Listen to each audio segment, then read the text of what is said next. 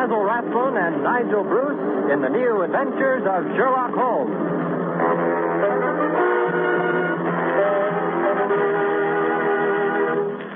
This rebroadcast is especially for the American Armed Forces and their allies. Now let's join Dr. Campbell as he enters Dr. Watson's study.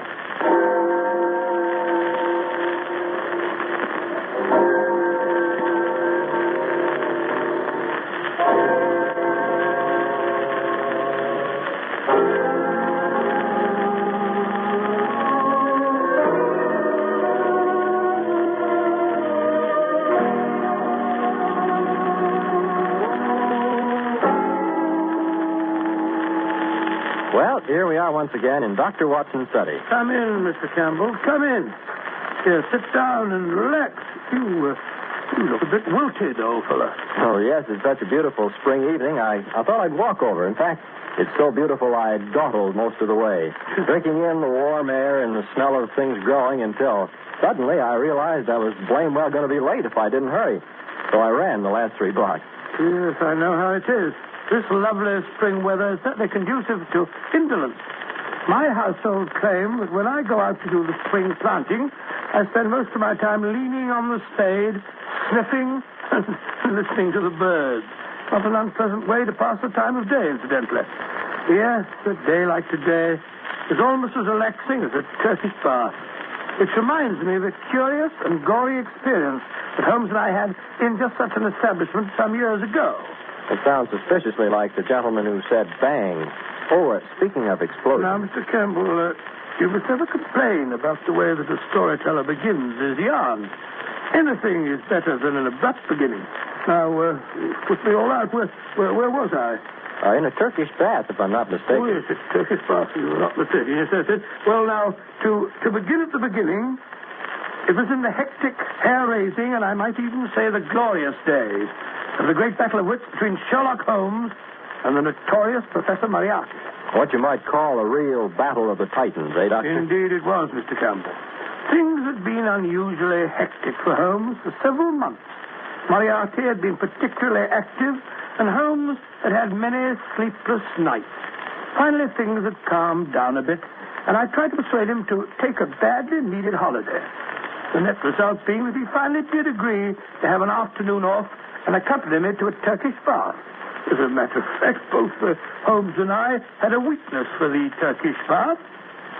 Over a smoke, in the pleasant latitude of the drawing room, I've often found him less reticent and more human than at any other time. The heat melted his cast iron reserve, eh, Dr. Watson? Oh, only slightly, Mr. Campbell, only slightly.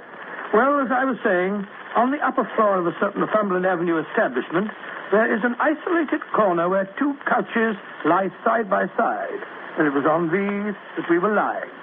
Holmes had just shot his long, sinewy arm out of the towels which enveloped him and was fishing about in the inside pocket of his coat, which hung beside him. Where did I put it? Where on earth did I put it? Oh, confound the thing. Watson. I forgot to bring my tobacco. Oh, relax, Holmes. Just relax. Forget about tobacco. Forget Moriarty and relax. That's what we came in here for. Burble, burble, burble, burble. I am relaxed, my dear fellow. I want to smoke. What about the burble? Nothing like the peace and seclusion of a Turkish bath. Mr. Holmes. Mr. Sherlock Holmes. Hello? Gus, the steam room attendant seems to be paging you. Oh, my goodness. Now what? Has anyone seen Mr. Sherlock Holmes? See in here, please. Here I am, Gus. Here I am. What do you want? Come on. Oh, Mr. Holmes, it's good I find you. There has been an accident, Mr. Holmes. A bad accident. It's Lord Canterbury. He's in his dressing room, covered with blood. Oh. In that case, I fancy you want Dr. Watson, don't you? Not me. I'll be with you in a minute, Gus. Oh, no, not Dr. Watson. It's too late for you. He's dead. Dead? Stabbed in 6 places. Come and look at him, Mr. Holmes, please. Dead? Dear me. All right. I'll come at once. Good gracious me. What's all the commotion? Why can't we have a little peace and quiet around here? What's the meaning of this, Gus? Why are these two persons talking at the top of their voices? My dear whoever you are, I was never under the impression that the Olympia Baths were a church. Furthermore, my dear Mr. Never mind the name. Tunbridge.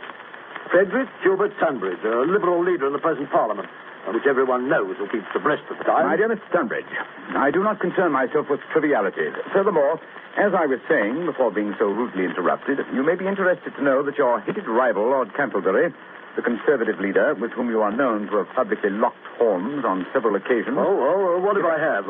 What's he done now, the old fool? If you mean Lord Cantlebury, he's done absolutely...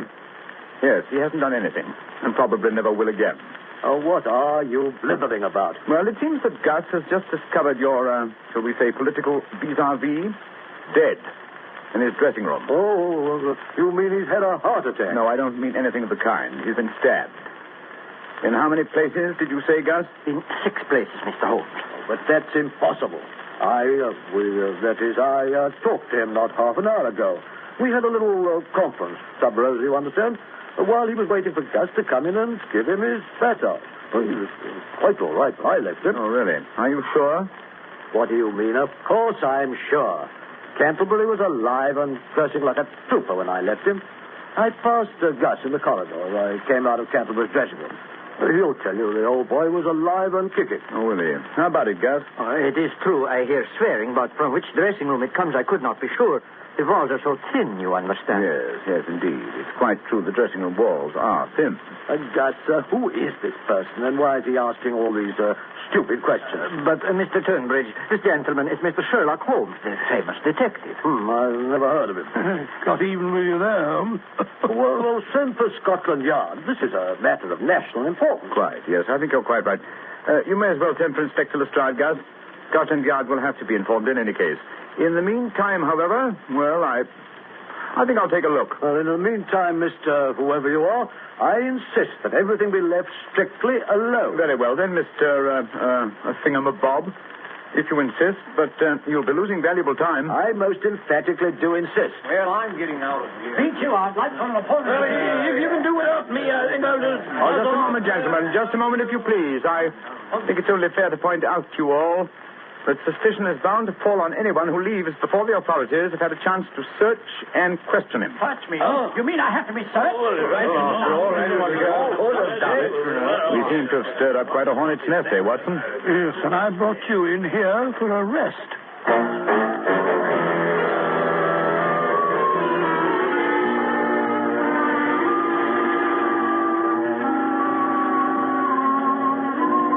Well, Lestrade? Nasty mess, eh, Mr. Holmes? Knife from the back. Yes, not once, but 6 times. Deep, ferocious thrusts. Quite unnecessarily brutal. And, if I may say so, bloody. Yeah. Place looks like a charnel house. Yes, whoever did the deed must have been drenched in blood. Might tell your men to search for blood-stained towels or garments, will you, Lestrade? Yes. Well, I'll pick up anything that's got blood on it. Never you fear, Mr. Holmes. I've ordered a search of everybody and everything on the premises. Yes, that's not going to be very popular with Mr. Tunbridge, eh, Holmes? I wouldn't care if he was the Archbishop of Canterbury. When Scotland Yard says search everybody, we search everybody. Besides, everybody knows he and the corpse here are bitter enemies. They fought like cat and dog. How long would you say he'd been dead, Mr. Holmes? Oh, I don't know. About, let me say, an hour and a half. Took nearly 40 minutes to get you here, Lestrade. And Canterbury had been dead, let me see, over half an hour when Gus found him. Yes. Gus, did the doorman notice who left the establishment during the half hour before the body was found? Yes, sir. Only old Mr. Welford. And he's too feeble and nearsighted to do a crime like this. Was the door to Lord Canterbury's dressing room locked? No, sir. Oh? And how does it happen that he lay here for over half an hour before anyone found him? Particularly as he was down on the books for a massage half an hour before he was found. Well, you see, I thought he was asleep. Lord Canterbury sometimes he liked a little nap after he was in the steam room, and he didn't want I should disturb him. Oh, that's very interesting. Then you did come in this room once before you realized Lord Canterbury was dead. Yes, Mr. Holmes. But he was lying there so peaceful. So peaceful, yes. On his back? Yes, sir, just like we found him. It wasn't until the second time I come in I see he has his eyes open. Mm-hmm. And the place is, shall we say, all spattered with blood? It was so dark. The shades were drawn. It was not easy to see anything if you don't look close. Even then, some people are unable to observe the most obvious facts. And what might you mean by that? Oh, just an observation, Lestrade, just a gratuitous observation. Come in. Well, Willis, what's up? We've searched the place from top to bottom, just like you said, Inspector. And there's no bloodstains nowhere, except on this. And what's that? A pocket knife, sir, large size. Oh. The handle's been wiped off, but there's still some bloodstains on the blade. We found it in the locker of a bloke named of Tunbridge. Uh-huh. Just a minute, Lestrade. Don't go off the deep end. Willis, Yes, sir. you say there were no bloodstains anywhere except on this knife. Not a sign of a bloodstain nowhere. You searched the dirty linen hampers, the towels and lockers, where the customers had their clothes. Oh, yes, sir. We searched everything. There's not a sign of blood anywhere, but on that there weapon. Amazing. That's enough for me. This here is the murder weapon, and it was found in Tunbridge's locker. Bring him in here, Willis, and we'll have him on the carpet. Yes, sir. Right away. I knew he was the murderer from the beginning. Who has the motive for killing Canterbury? This chap Tunbridge. Who had the opportunity? This chap Tunbridge. He admits himself he had a talk with the deceased, and they had words. And where is this here bloodstained knife found? Nowhere but in this Mr. Tunbridge's locker. Stupid place for a murderer to hide the fatal weapon in his own locker. Tunbridge isn't as stupid as that, Lestrade. Oh, no? Then why was it there? Look here, this is an outrage, keeping me here like this. Well, don't you realize I have influence? Well, you might at least let me put on my clothes instead of hauling them about. I'll complain to the authorities. I'll have you dismissed, all of you. Oh, maybe you will, sir. And then again, maybe you won't. But first of all, you'll answer some questions. Have you ever seen this knife before? Knife? Yes, of course. It's mine. I've had it all my life. I used to take it fishing when I was a boy. Oh, indeed. You have to explain its size, then. Now I use it to open my letters. Oh, you do? Are you sure that's all you use it for? Yes, of course. Then why are these here blood stains on it? Bloodstains? Yeah. Where? Here and here and here. No, don't you touch it. We don't want to destroy any possible fingerprints. But if it's mine, my fingerprints are already on it. Yes, he's right there, Lestrade. Furthermore, that stain doesn't look like blood to me. It's not red enough. It looks like rust. As a matter of fact, if the stain is a nice blood red, it's fairly certain it's not blood. Now, this particular stain, as far as I see... this particular stain to Scotland Yard, Mr. Yes. Don't forget, my dear Lestrade, I invented the first infallible test for blood stains. That's quite true, Lestrade. You did. Yes, indeed. My test is infallible. It works on blood that is new or on blood that is old. I discovered the first reagent, which is precipitated by hemoglobin. I'm sorry, mister, I'm sorry, but Scotland Yard hasn't any time for lectures. We believe in action. Now, Mr. Tunbridge, it's my duty to take you into custody, and it's also my duty to warn you that anything that you may say may be used in evidence against you. Anything I say? Do you realize whom you're arresting? I'm a leading figure in British politics. So was this fellow who lies here stabbed with your knife, which has still got bloodstains on it. Lestrade, if you'll pardon me for saying so, in this case, it's not the bloodstains that are in evidence, but the bloodstains that are not in evidence, which is the significant factor. What?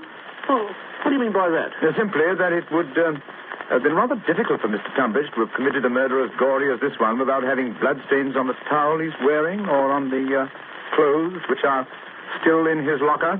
What was to prevent him from dropping his towel outside Lord Canterbury's dressing room, going in and knifing him in the back, then sneaking down to the shower rooms, not more than 20 feet down the corridor, and washing away the evidence? Me going round about it in the nude? Certainly not. Most certainly not, sir. Remember, my dear Lestrade, as you drag one of Britain's leaders away to jail, that it might have been possible for him to stab his enemy in a fit of temper, but he would never have dreamed of running up and down the corridors in his birthday suit. Oh, let me see. I'm afraid I shall have to look for another explanation of the missing bloodstains.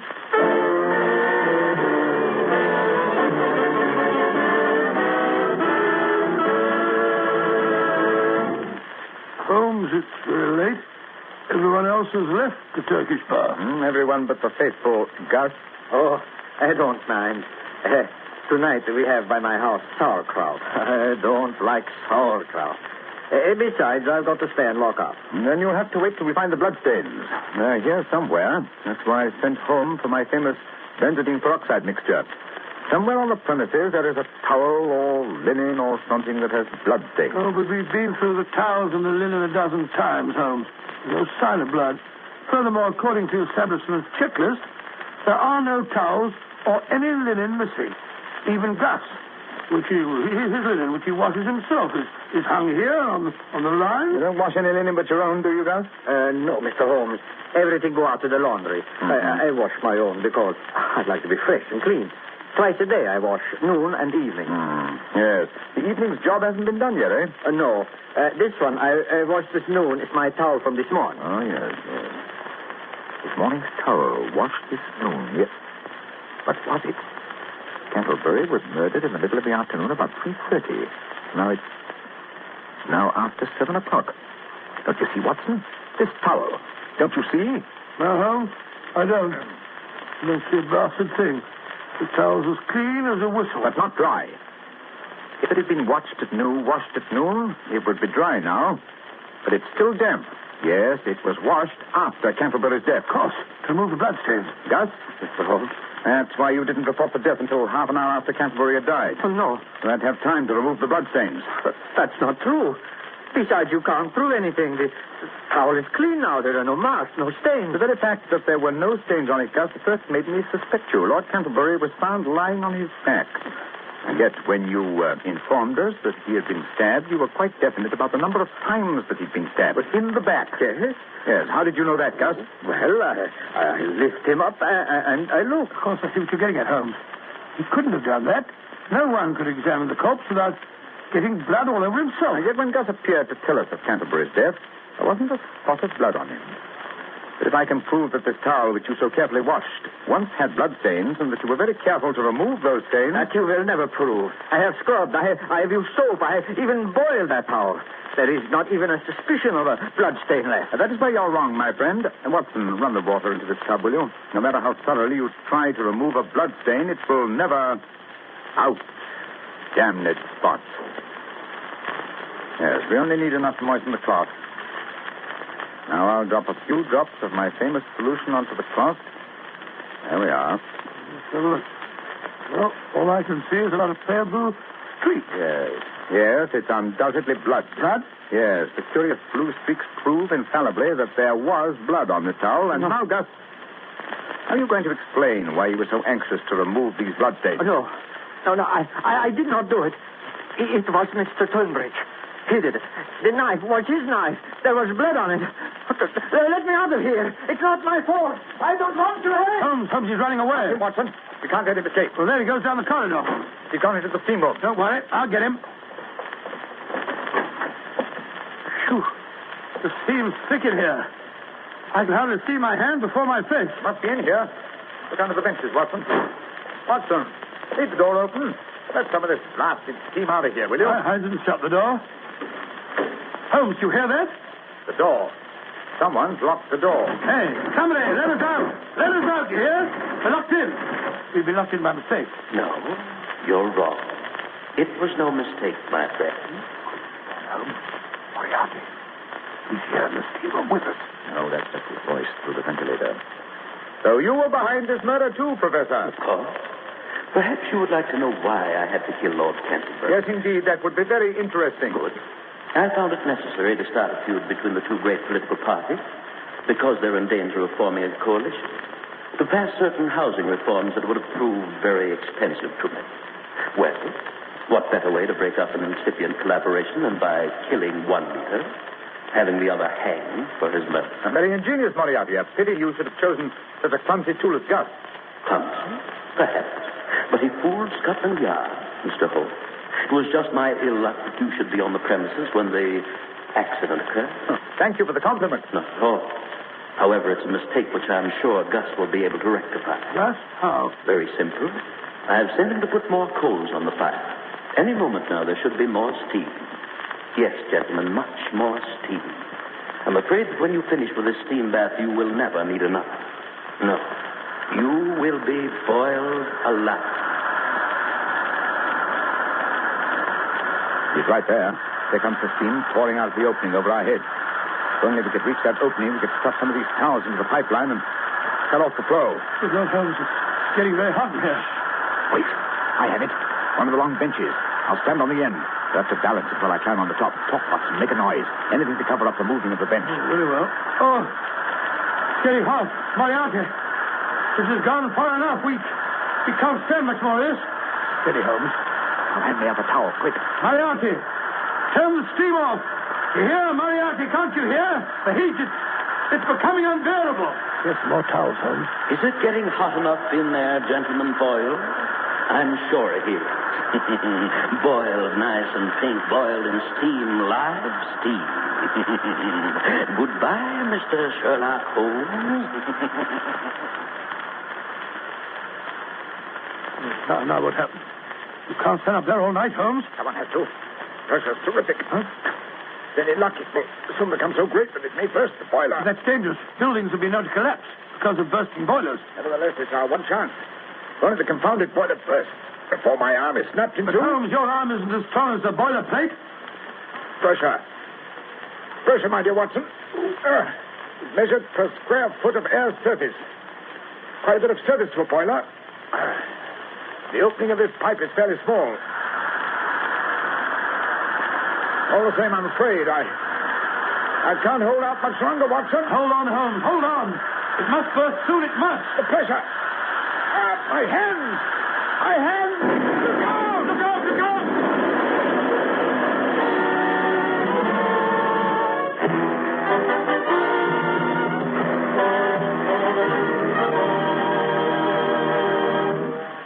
And you came through the explosion all right, Dr. Watson? Well, I had a nasty crack where Holmes and the bench fell on me, and Holmes had the wind knocked out of him, but we were in fairly good shape by the time the fire brigade pulled us out from the wreckage.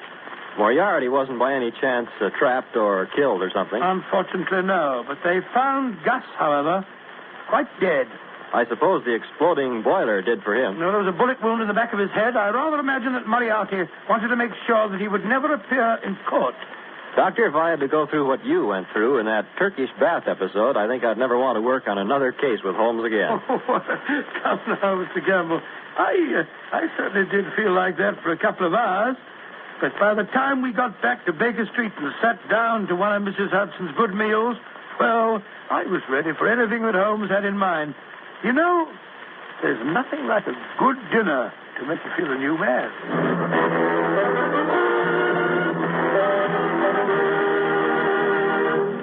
You have been listening to An Adventure in Crime with Basil Rathbone as Sherlock Holmes and Nigel Bruce as Dr. Watson.